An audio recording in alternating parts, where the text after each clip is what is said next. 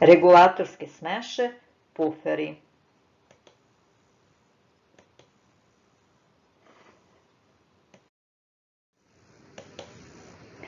Regulatorske smeše ili puferi su rastvori neke slabe kiseline i njene soli sa jakom bazom, odnosno rastvor slabe baze i njene soli sa jakom kiselinom.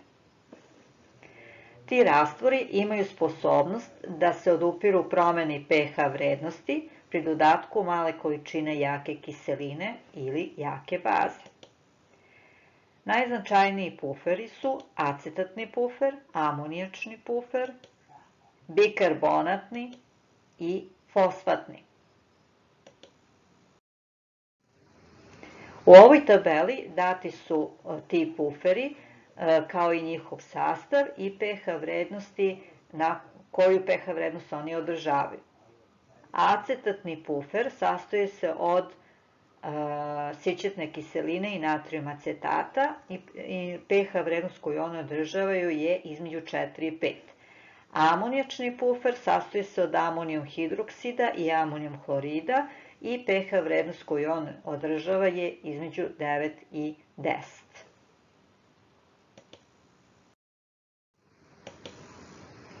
Prema protolitičkoj teoriji, puferi su rastvori koji sadrže slabu kiselinu i njenu konjugovanu bazu, odnosno oni koji sadrže slabu bazu i njenu konjugovanu kiselinu.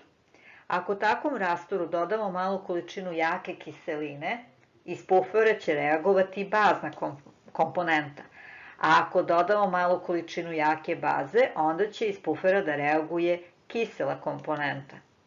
Na taj način, promena pH vrednosti u tom rastvoru biće mala.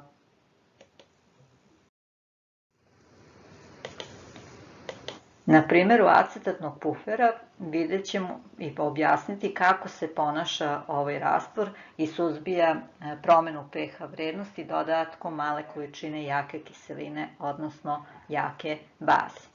Acetatni pufer sadrži sićetnu kiselinu i acetatni ion iz soli i kada dodamo jaku kiselinu, H+ ioni reaguju sa tim acetatnim ionima prema ovoj jednačini i pri tome koncentracija acetatnog iona, odnosno soli, se smanjuje za neki iznos, a koncentracija kiseline, pošto nastaje u ovoj reakciji, se povećava za isti taj iznos.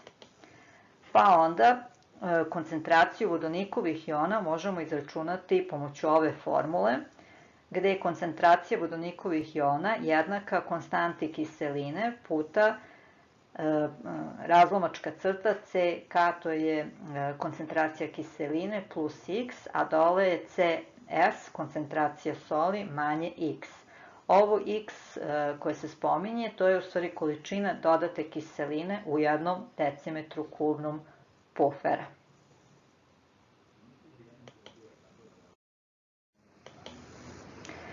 Dobro, sada vidimo šta se dešava kada dodavamo jaku bazu. Dodavanjem jake baze OH- ioni reaguju sa sićetnom kiselinom prema ovoj reakciji. Znači, jedan deo sićetne kiseline se troši za reakciju sa OH- ionima i znači da se koncentracija kiseline smanjuje za neki iznos, a acetatni ion se stvara u ovoj reakciji, što znači da se koncentracija soli za isti taj iznos povećava. Pa je koncentracija vodonikovih iona u ovom slučaju data sledećim izrazom. Koncentracija vodonikovih iona je jednaka konstanti kiseline puta, gore imamo CK koncentraciju kiseline manje x, a dole CS koncentraciju soli plus x. A to x je količina dodate baze u 1 decimetru kubnom pufera. Kapacitet pufernog rastvora izražava se količinom kiseline ili baze koje se može dodati u 1 decimetar kubni pufera, a da se pH vrednost pri tome promeni, smanji ili poveća, za 1 jedinicu. Što je veća koncentracija komponenata puferske smeše, veći je i kapacitet pufera.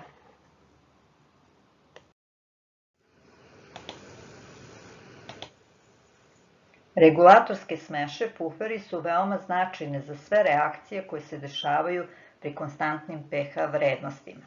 Recimo, u analitičkoj hemiji se koriste za podešavanje i održavanje pH vrednosti tokom reakcije. Na primer, prilikom kvantitativnog taloženja aluminijum hidroksida moraju se koristiti puferi. Aluminijum hidroksid je beli pihtijast talog koji se kvantitativno taloži pri pH vrednosti 9,25, pa je potrebno dodati pre njegovog taloženja amonijačni pufer. Amonijačni pufer održava pH vrednost baš u toj oblasti, odnosno između 9 i 10. Zašto je to bitno? Zato što aluminijum hidroksid ima amfoterni karakter i rastvara se u višku hidroksida. Drugi primer je krv. Krv ima pH vrednost od 7,35 do 7,45 i ta se vrednost ne sme menjati da bi organizam normalno funkcionisao. Zbog toga se u krvi nalaze različite supstance koje imaju ulogu održavanja pH vrednosti, recimo aminokiseline i proteini. Jedan od primera je hemoglobin, protein koji ulazi u sastav eritrocita, crvenih krvnih zrnaca i važan je za održavanje pH vrednosti krvi. I još jedan primer značaja pufera u zdravstvu, gde se mnogi biološki i fiziološki rastvori imaju tačno određenu pH vrednost.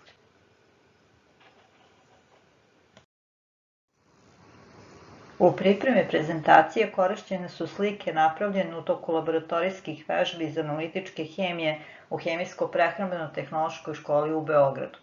Takođe, neke slike su korišćene iz knjige Analitička hemija za srednju školu i Opšta hemija za prvi razred gimnazije.